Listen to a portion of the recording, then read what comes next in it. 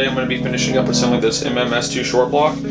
Spent some time earlier and dialed in all the bearing clearances out to where we want them. So in this short video we'll show you me putting the connecting rods on the crankshaft. It's always kind of cool to see if you haven't seen it before. So stay tuned and we'll show you the final product.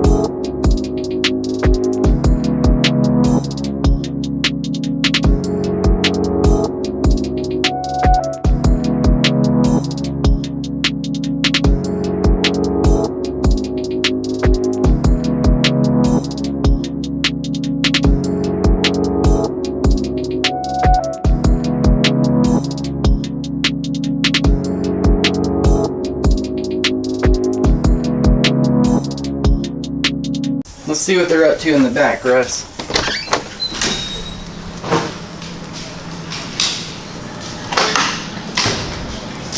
What do we got going on over here, Jesse? Well, tearing down a block right now for this 11 STI. Doing a stock rebuild, pulling the heads off.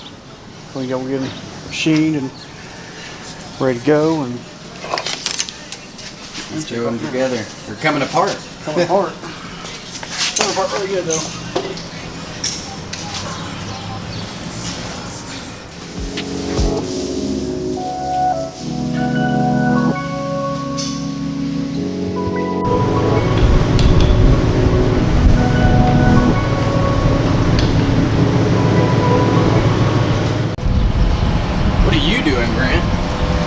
Clean janitor. Clean up the old parts washer. Golly.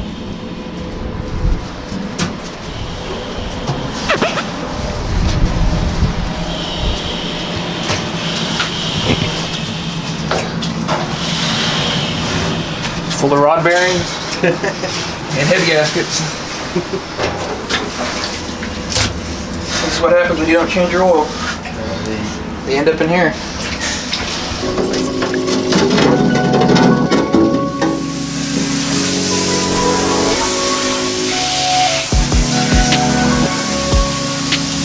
So this good looking WRX actually came in today with a couple clutch issues. He was saying the engagement was a little bit off and the lights, his map lights wouldn't go off. So we're kind of digging in a little bit, seeing what's going on. I think we've about got it nailed down.